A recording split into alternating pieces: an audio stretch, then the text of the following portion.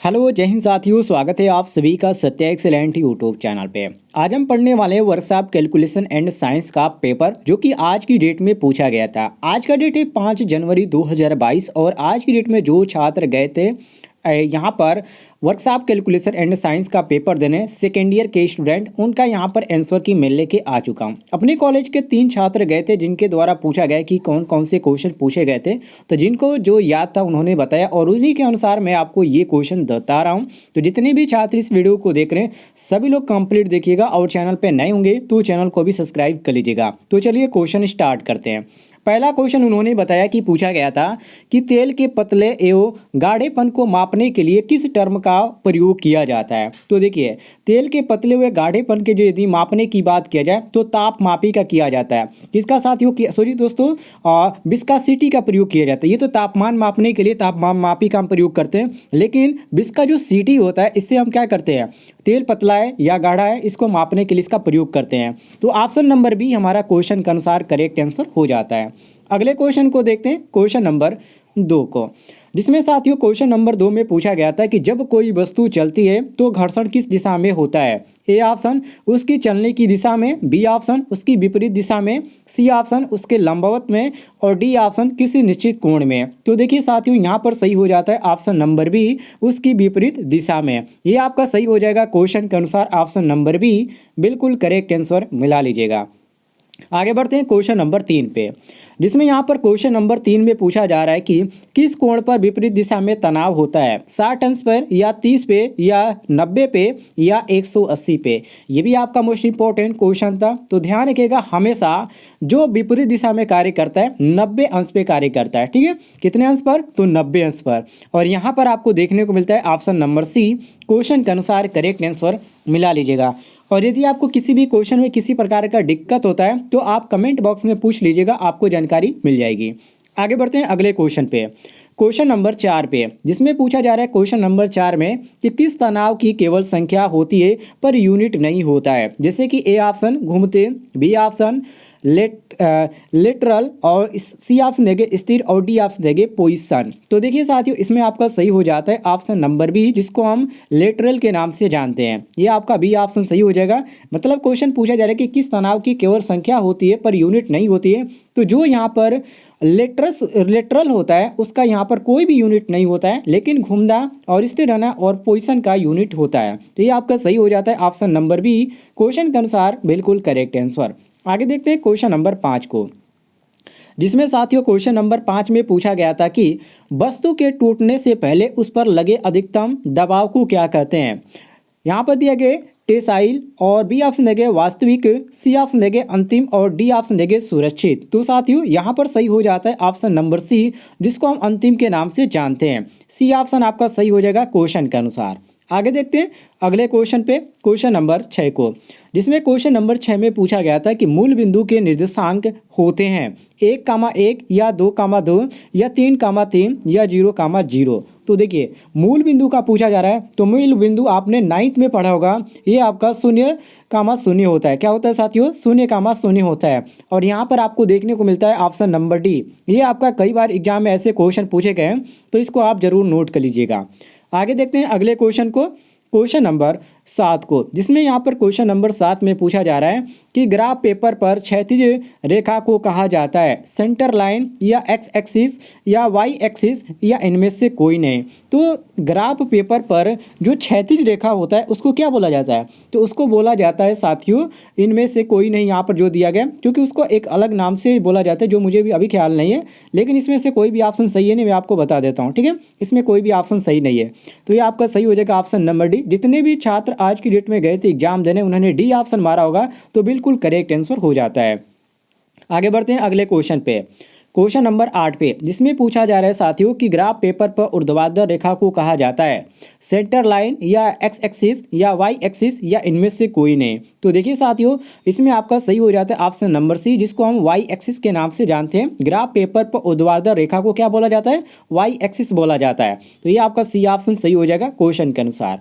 आगे बढ़ते हैं साथियों क्वेश्चन नंबर 9 पे, जिसमें क्वेश्चन नंबर 9 में पूछा जा रहा है कि गति को किस से दर्शाते हैं, एसआई से या वाई से या आरपीएम में या एक्स से। तो गति को दोस्तों आप ध्यान रखिएगा हमेशा किस में दर्शाया जाता है, तो आपका एसआई में ही दर्शाया जाता है। यहाँ पर आपको देखने को मिलता है ऑप्शन नंबर ए, ये हमारा क्वेश्चन के अनुसार ऑप्शन नंबर ए बिल्कुल करेक्ट आंसर हो जाता है, ध्यान रखिएगा। आगे बढ़ते हैं अगले क्वेश्चन पे, क्वेश्चन नंबर 10 पे, जिसमें पूछा जा रहा है कि क्षैतिज रेखा को क्या कहते हैं, पाद या रैखिक चित्र या उद्यम या क्षैतिज अजय। तो साथियों यहाँ पर सही हो जाता है आपका ऑप्शन नंबर ए, जिसको हम पाद के नाम से जानते हैं, ये क्षैतिज रेखा को बोलते हैं पाद, ठीक है। तो ये आपका सही हो जाता है ऑप्शन नंबर ए, बिल्कुल करेक्ट आंसर। आगे बढ़ते हैं अगले क्वेश्चन पे, जो कि अगला क्वेश्चन थोड़ा सा टफ था और थोड़ा सा लंबा क्वेश्चन था। इसमें पूछा गया था साथियों कि यदि त्रिभुज का एक कोण अन्य दो कोणों के योग के बराबर हो तब त्रिभुज होगा, मतलब कौन से कोण होगा यदि एक कोण अन्य भुजा के कोणों के योग के बराबर होता है। तो ये सिंपल सी बात है, तो डिफिनीशन के अंतर्गत आता है, सभी को मालूम होगा। इसको बोला जाता है साथियों, इसको क्या बोला जाता है, इसको बोला जाता है एक संद्विबाहु त्रिभुज। और यहाँ पर आपको देखने को मिलता है ऑप्शन नंबर बी। तो ये हमारा क्वेश्चन के अनुसार option number B correct answer हो जाता है। आगे बढ़ते हैं अगले क्वेश्चन पे, क्वेश्चन नंबर 12 पे, जिसमें पूछा जा रहा है साथियों कि एक त्रिभुज का कोण 2 संबंधित 4 संबंधित 3 के अनुपात में है।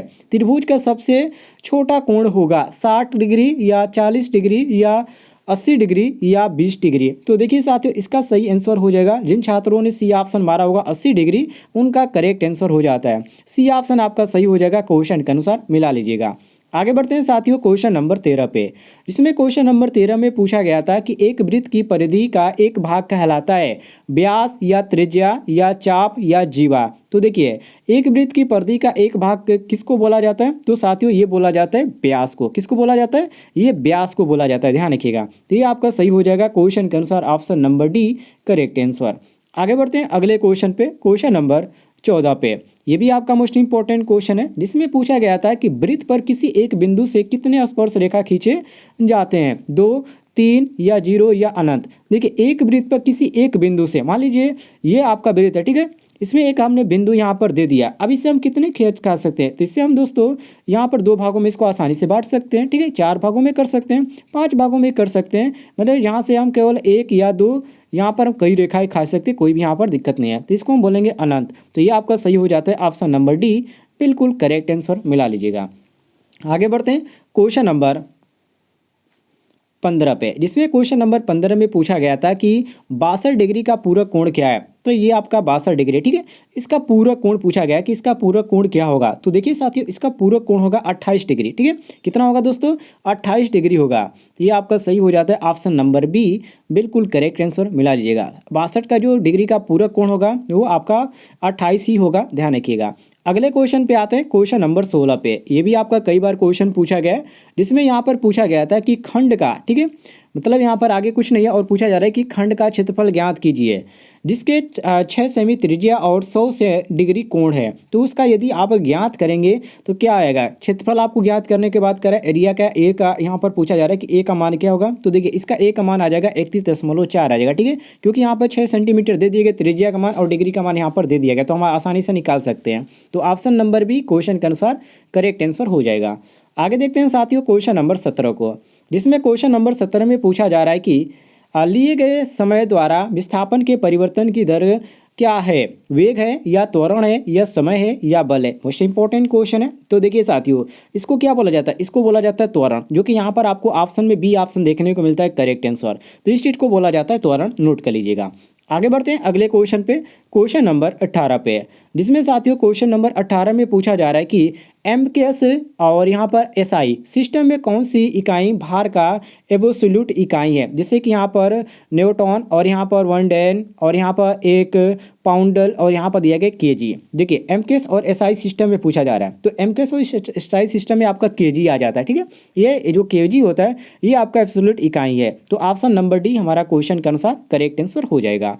आगे देखते हैं अगले क्वेश्चन में पूछा जा रहा था कि टूटने से, ठीक है, ध्यान से पढ़िएगा, टूटने से पहले सामग्री जो अधिकतम स्ट्रेंथ ले सकती है वह कहलाती है, खाली स्थान आगे यहाँ पर है, तो इसको क्या बोला जाता है, टेंसाइल स्ट्रेस बोला जाता है या कंप्रेसिव स्ट्रेंथ बोला जाता है या वर्किंग स्ट्रेंथ बोला जाता है या अल्टीमेट स्ट्रेंथ बोला जाता है। तो देखिए साथियों, इसी को हम बोलते हैं अल्टीमेट स्ट्रेंथ, जो कि ऑप्शन में आपको देखने को मिलता है ऑप्शन नंबर डी। तो ये हमारा क्वेश्चन के अनुसार option number D correct answer हो जाता है।